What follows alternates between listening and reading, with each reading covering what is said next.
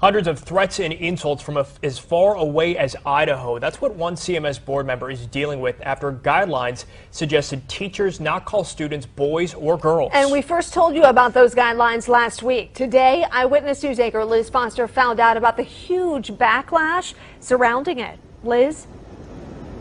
In just 24 hours, the NC Values Coalition will hold a rally before CMS's board meeting here at the Government Center. They're going to protest the district's new guidelines. And I learned board members are hearing backlash across the country. People from as far away as Idaho have called and emailed Charlotte-Mecklenburg school leaders, lashing out over the district's new anti-bullying guidelines. I've had people say that I will burn in hell, that the punishment for what I'm doing is death. CMS board member Rhonda Lennon posted on Facebook that she has been inundated with backlash. She told me today there wasn't a policy decision by the board. District staff made the regulations as a guide for principals to be sensitive to transgender students. As Channel 9 reported last week, the district is recommending principals enforce several anti-bullying rules, including school staff calling children not girls and boys, but students and scholars, and allowing students to participate in extracurricular activities and overnight field trips based on their gender identity. I talked to Superintendent Ann Clark about those guidelines, but aside from telling me some of the issues will be decided by the Supreme Court, she walked away. So we will strictly adhere to the guidance from our court systems as we've done every step of the way. That's it. Can I ask a couple more quick questions? Go. As of now, CMS is delaying new rules that would let transgender students use school bathrooms and locker rooms based on the sex they identify with.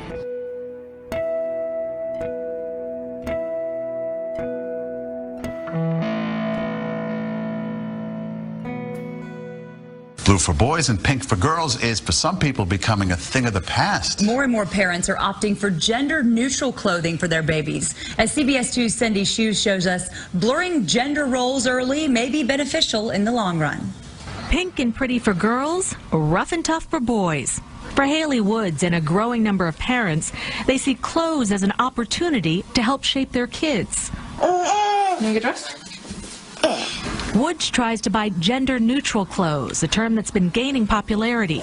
We really need gender-neutral clothing to start at this age because we're building up on how to start dismantling, sexism and misogyny and all that stuff. And it really does start from this tiny building block. Psychologist Dr. Jennifer Hartstein is the author of the book Princess Recovery, a how-to guide to raising strong, empowered girls. She says the key is not to put kids in gender-specific boxes, from what they wear to what's expected of them. If we only look at girls as being cute and pretty, we really pigeonhole them, and we know that as they get older, it can develop into eating disorders and depression and anxiety. It's not about taking away the princesses and saying you must have a truck. It's really about saying you want to play with princesses, awesome. What other options are there for you? Some frustrated parents who want more choices have started their own small online companies. Courtney Hartman created children's clothing lines that defy gender norms after getting tired of seeing the same things over and over again. The slogan tees in the boys section of big retailers, you see a lot of words like troublemaker, mommy's little monster, tough like daddy. She's hoping her designs will give parents more options to chase away the clothing blues. Cindy Hsu, CBS 2 News. Several major retailers like Kohl's, Baby Gap, and Target already offer gender-neutral baby clothes shopping options on their website. On Monday, Alabama's Supreme Court judge was greeted with applause as he entered the courtroom, but he was not there to hear a case. Judge Roy Moore was attending his hearing to be impeached. The hearing drew supporters of Roy Moore and those critical of his role in Alabama's debate over same-sex marriage. That they will reinstate Judge Moore, plainly and simply. And if they don't, we're going to encourage him to run for governor. I can promise you that. Moore was suspended from the bench in May after the Alabama Judicial Inquiry Commission found he had encouraged state judges to disregard federal law. Today's hearing included Moore's attorney's argument that the case should be dismissed because the charges are without merit. Representatives of the State Judicial Commission argued Moore should be removed from the bench for refusing to follow the law. In January, 6 months after the U.S. Supreme Court legalized gay marriage, Moore told state probate judges that a ban on issuing same-sex marriage licenses was still in effect because the Alabama Supreme Court had not ruled on the matter. Moore told the crowd gathered outside after the hearing that he'd not broken any law, and he criticized the Judicial Inquiry Commission, saying it took joy in this.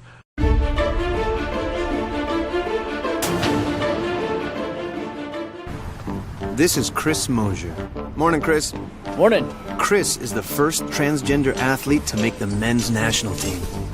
Hey, Chris, how'd you know you'd be fast enough to compete against men? I didn't. Or strong enough? I didn't. Yeah, but how'd you know the team would accept you?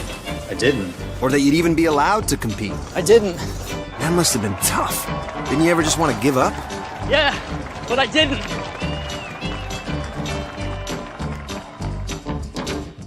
An American is one of 2 university professors kidnapped in Afghanistan. Security officials say the unidentified victim was with an Australian colleague in Kabul last night when they were abducted. They are professors at the American University of Afghanistan. Good morning. The U.S. Embassy in Kabul has confirmed that an American citizen was kidnapped near the university. They're withholding his identity for now. Afghan officials tell CBS News a number of gunmen in military-type fatigues forced the 2 professors out of their SUV at gunpoint. Though kidnapping is sometimes the work of criminal gangs, the fear here is that they could be sold up to the Taliban or ISIS, which has been fighting to gain a hold in Afghanistan. ISIS claimed responsibility for the suicide bombing of a rally in Kabul last month that killed more than 80 people. And just last week, they released photos purporting to show weapons and equipment seized from American forces, including an ID card of a U.S. soldier. Now, the U.S. military in Kabul said that soldier is safe with his unit and on active duty. But the Taliban remains on the attack, too, bombing a compound housing foreigners last week. Recently, police in Kabul advised foreigners to travel with armed guards and armored vehicles, warning their targets and the kidnap threat is high. Europe has suffered a spate of horrific attacks in recent days and weeks.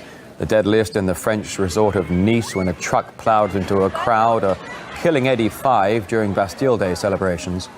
There have also been 4 separate assaults across Germany, assailants using axes, machetes, guns and bombs. And 2 weeks ago, armed men burst into a French church and cut the throat of a priest. Now, the latest attack hit the southern Belgian city of Charleroi, where an assailant with a machete left 2 police officers injured. Islamic State claimed responsibility.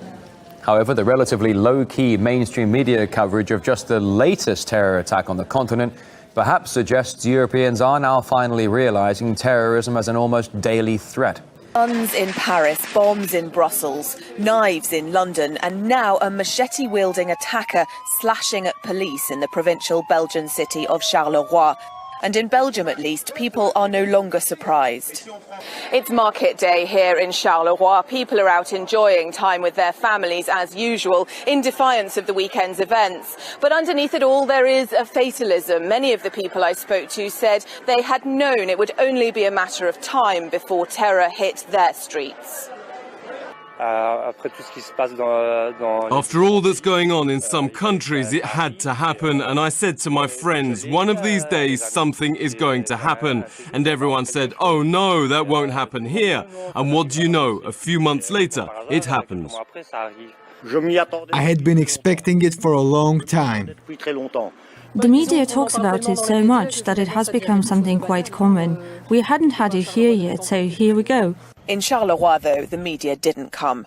Sunday morning saw a couple of local TV crews outside the police station where the attack took place, but by the afternoon they'd all gone, a stark contrast to previous attacks. Now in international news, a suicide bomber has killed scores of people and wounded even more at a hospital in Pakistan. Both the Pakistani Taliban and the Islamic State militant group have claimed responsibility for the attack. A bomb attack at a hospital in Pakistan's southwest has left at least 70 people dead and 120 others injured, many seriously. The suicide bomber struck as a crowd of lawyers and journalists crammed into a hospital in the city of Quetta. The group had gathered outside the emergency room to mourn the death of Bilal Anakasi, a prominent lawyer and a president of the local bar association, who was shot earlier in the day. As soon as I reached the gate, there was a blast and people came running out. I left my bike there, and as I entered, I saw dead bodies scattered all over the place. There was blood all over and injured people covered in blood.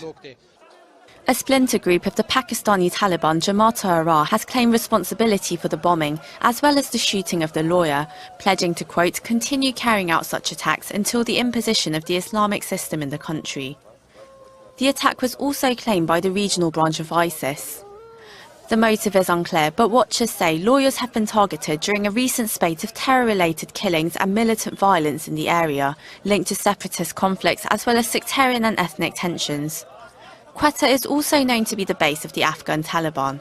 Around 50 protesters were shot dead by Ethiopian security forces as unrest over land rights deepens across the country's central Oromia region. The deaths come amid days of anti-government protests across 10 towns in the vast central region of Ethiopia. Protesters are demanding authorities reverse a decision to confiscate people's land.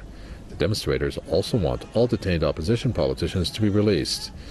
The demonstration turned violent after police fired tear gas to disperse protesters. The months-long unrest comes amid government plans to confiscate farmland in the Oromia region surrounding the capital Addis Ababa for development plans. Authorities scrapped the plans, but unrest has persisted over the detention of demonstrators.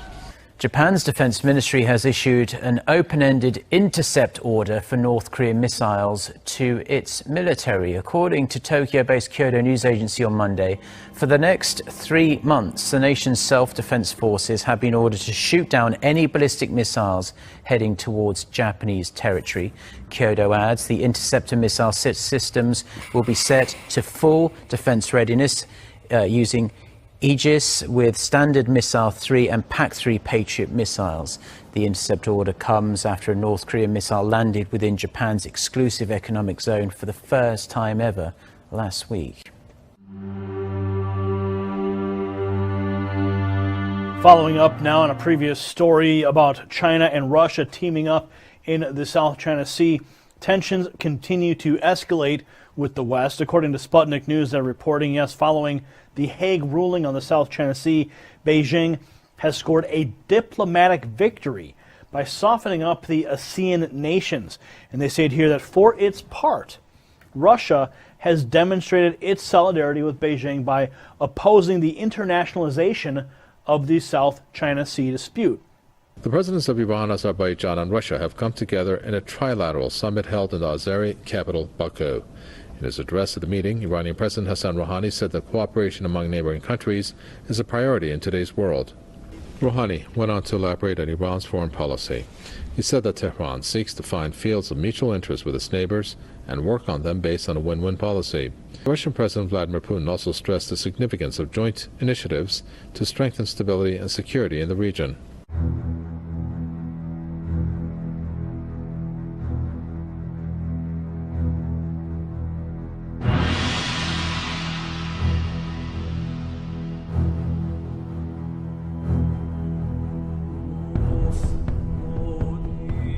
10 years after the 33-day war between Hezbollah and Israel, the Lebanese resistance movement has turned into a major anti-terror force in the region. Experts believe the experience Hezbollah fighters have gained in the Syria war have made them a greater challenge for Israel.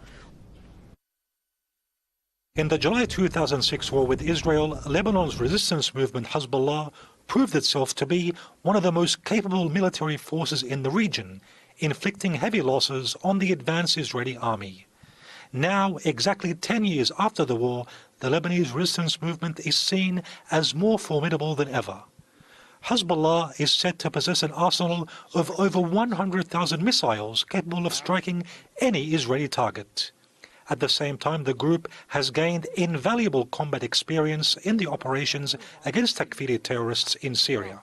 Within 3-4 years of the fighting in Syria, you can say that Hezbollah it was a very important, this battlefield in Syria, very important training for Hezbollah elements. Hezbollah now is 4 times more stronger than it was in 2006.